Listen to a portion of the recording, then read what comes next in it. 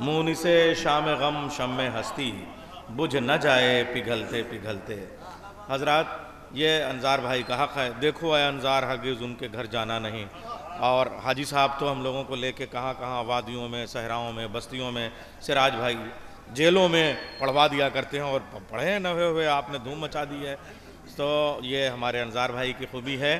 مگر بعض چیزیں سراج بھائی اب آپ کی موجودگی میں کہہ رہا ہوں کہ پرانی ہونے کے بعد ہی کیفیت پیدا ہوتی ہے، جیسے پرانی دوستی ہے نا، پرانا کلام، پرانی دھنیں، پرانا ساتھی، پرانی کتابیں، پرانی عمارتیں ہے نا، وغیرہ وغیرہ۔ اب اور بھی چیزیں تو ہیں سب تبرکات میں بھی۔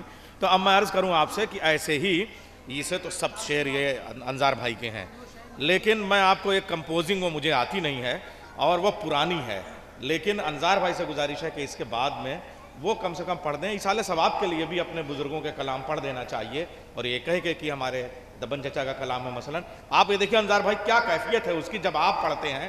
میں گزارش کروں گا کہ اس کے بعد وہ پڑھ دیں، آج بڑی کیفیت ہے قسم خدا کی اس میں، کیا کہ وہ نہیں، وہ میں شعر بتا رہا ہوں کہ کون والا، کہ گھول کے اپنی پیاس چلے ہو، یہ اگر انظار بھائی آج پڑھ دیں گے تو، اور دبن چچا کا کلام ہے وہ، اور اس میں کچھ شعر انہوں نے ضرور اضافہ کیے ہیں، مگر کیفیت آپ یہ دیکھیے گا تو کون نہیں جانتا ان کو، شاعر اہل بیت جناب دبیر سیتا پوری۔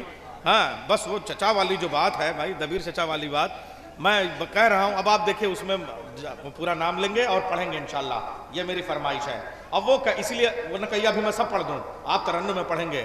گھول کے اپنی پیاس چلے ہو دریا کی طغیانی میں، قسم خدا کی دبیر سیتا پوری صاحب جب پڑھتے تھے اس انداز میں آج پڑھ دیجئے، ان کا ایصال ثواب بھی ہو جائے گا۔ میں بتا رہا ہوں کہ گھول کے اپنی پیاس چلے ہو دریا کی طغیانی میں، مڑ کے ذرا باز تو دیکھو آگ لگی ہے پانی میں۔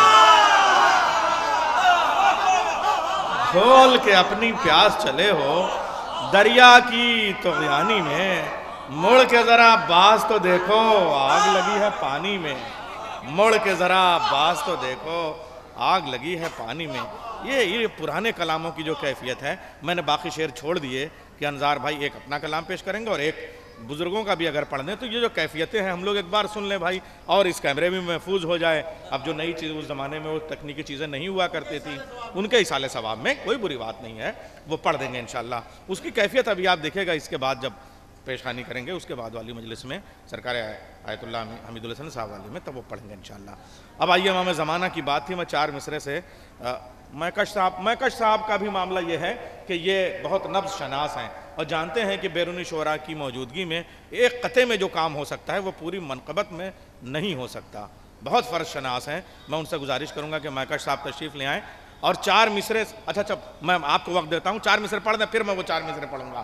باواز بلند نعرہ صلوات۔ حبیب بن وزائر کے حوالے سے شعر مولانا فرمائیں، یہ ایک جہاد کا رخ موڑ کر نکل آئے، یہ ایک جہاد کا رخ موڑ کر نکل آئے، کمر بڑھاپے کی خود توڑ کر نکل آئے۔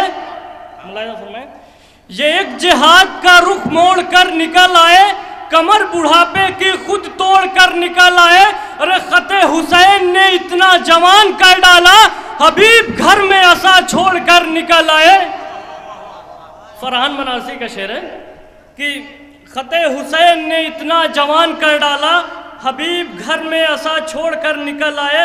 اور مولا عباس کے حوالے سے شعر مولانا فرمائیں کہ دست بستہ کسی حساس کے دروازے پر، دست بستہ کسی حساس کے دروازے پر، رزق لینے کے لیے پیاس کے دروازے پر، دست بستہ کسی حساس کے دروازے پر، ارے رزق لینے کے لیے پیاس کے دروازے پر 14 صدیوں سے بھکارن کی طرح بیٹھی ہے علقمہ حضرت عباس کے دروازے پر، 14 صدیوں سے بھکارن کی طرح بیٹھی ہے حضرت، 14 صدیوں سے بھکارن کی طرح بیٹھی ہے علقمہ حضرت عباس کے دروازے پر۔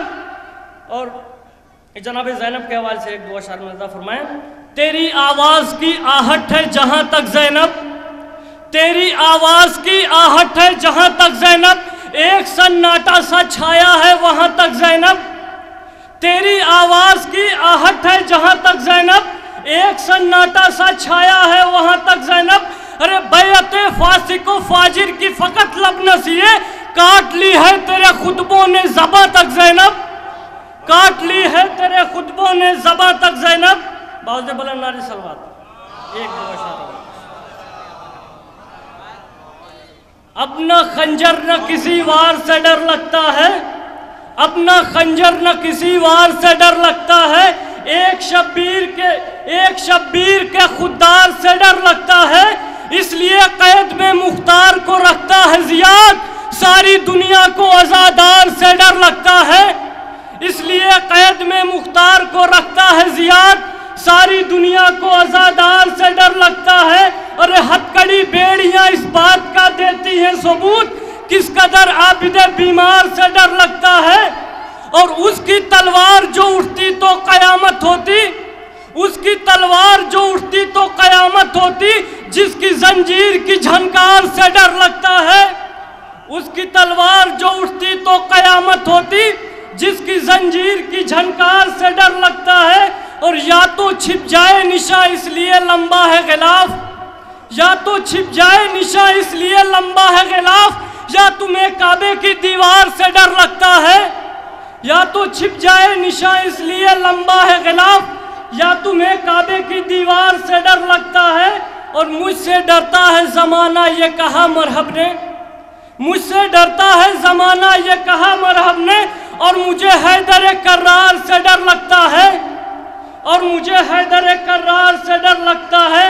और कोई झूठा भी यहाँ खाता नहीं झूठी कसम, कोई झूठा भी यहाँ खाता नहीं झूठी कसम, सबको अब्बास के दरबार से डर लगता है, सबको अब्बास के दरबार से डर लगता है।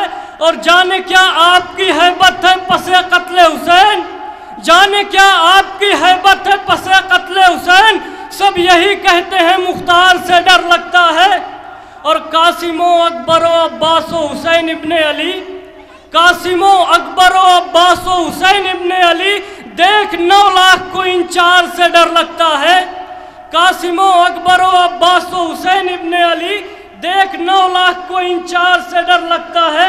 और बोली ज़ैनब की डरो शाम के हाकिम से तुम्ही, बोली ज़ैनब की डरो शाम के हाकिम से तुम्ही, क्योंकि मक्कारों को मक्कार से डर लगता है। बोली ज़ैनब की डरो शाम के हाकिम से तुम्ही, क्योंकि मक्कारों को मक्कार से डर लगता है। बावजे बुलंद नारी सलवात।